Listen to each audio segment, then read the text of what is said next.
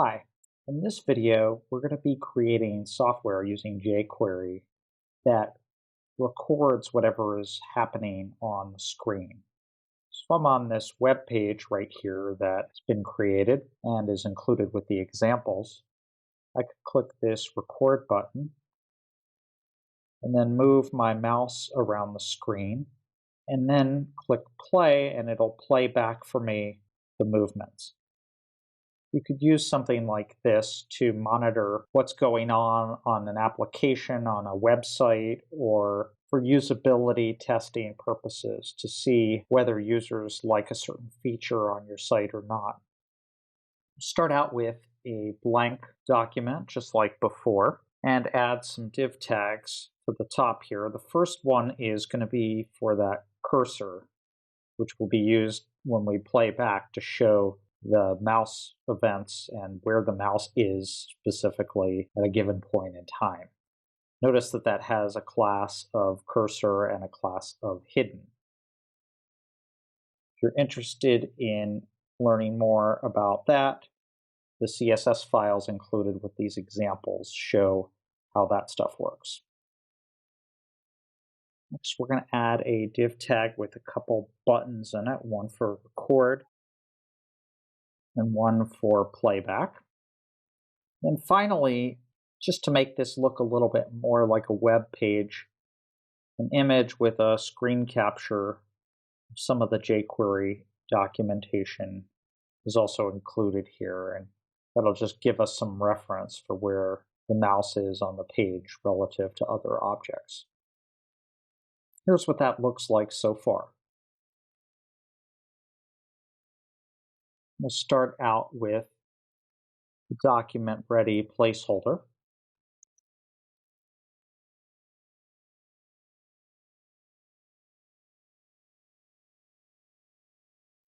The first thing we're going to do is just capture the mouse move event once the record button is clicked. So here we have the click event for the record button.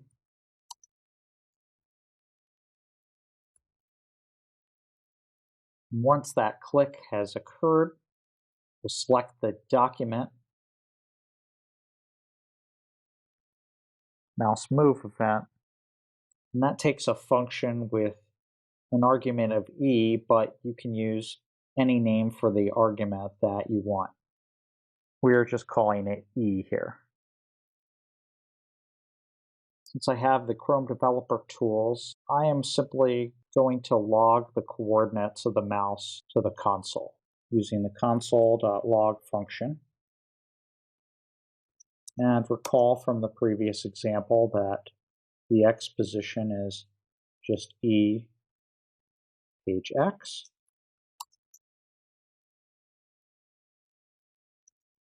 And the Y position is E page Y.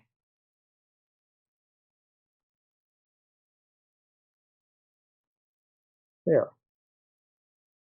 See, as the mouse is moving, those coordinates are being logged. When the playback button is clicked, it'd be nice to have a way to turn this logging feature off. And there is a handy feature in jQuery called off function. So we'll do the click event with an anonymous function here. We use the document selector and the off function, and then we give it the name of the function that we wish to remove.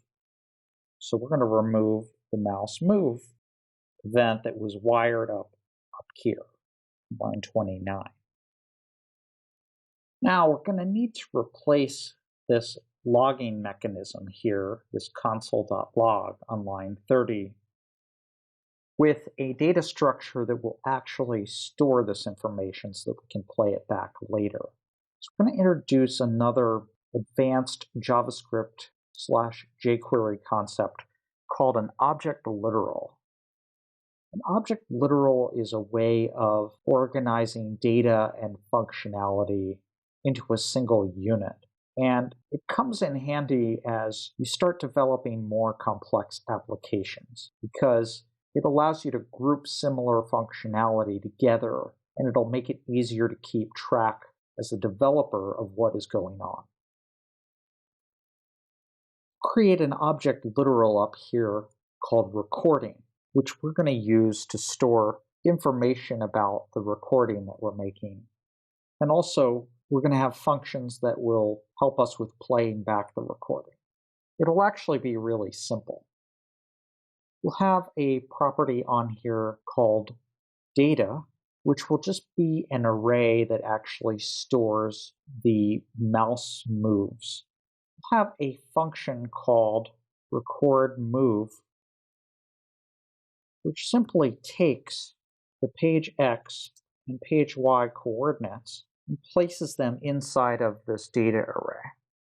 We can call that by the object literal's name, recording data, and then we'll use the JavaScript push function to insert that data into the array. We'll organize the data being pushed into the X coordinate and Y coordinate like so. This method of organizing the data the way we've done is another object literal nested inside of the recording object literal. When we go to play back, we'll see how this will come in handy. Now we can replace this code down here with a simpler call. We can log the mouse movement with recording and then calling the record move function that we created up here on line 30. And just pass in the mouse coordinates of E page X and E page Y.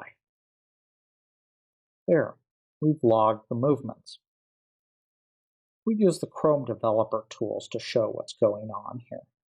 I'll click the record button, move the mouse around, and then click play to stop recording.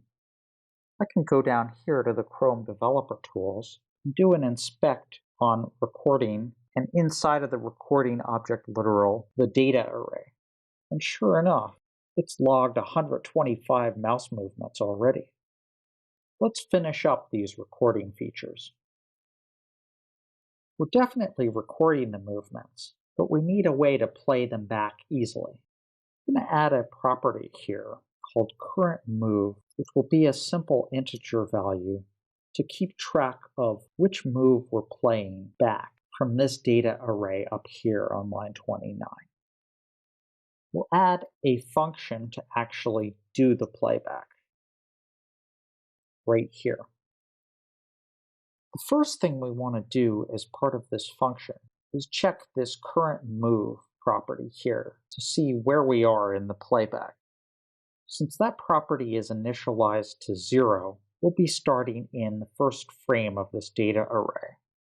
We want to make sure that as we increase that value as we move along, that we don't try to access anything outside of the bounds of the array. So we'll add an if statement here. It checks our current move and compares it to the length of the array. We only want to actually do something if we're inside of the bounds of the array. Next, we want to get the coordinates of the current position. That's pretty easy to do using this current move property. Now we can show the cursor and set its current position.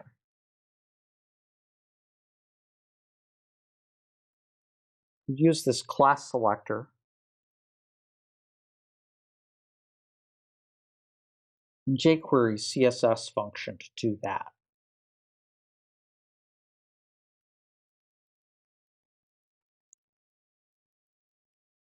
We'll set the top value in CSS to the Y coordinate and the left value to the X coordinate. Once we've done that, we can show the cursor, since it was hidden by default. Up here on line 16, recall that it was given the hidden class. Once we've shown the current move, we can increment this value and then call the play function again.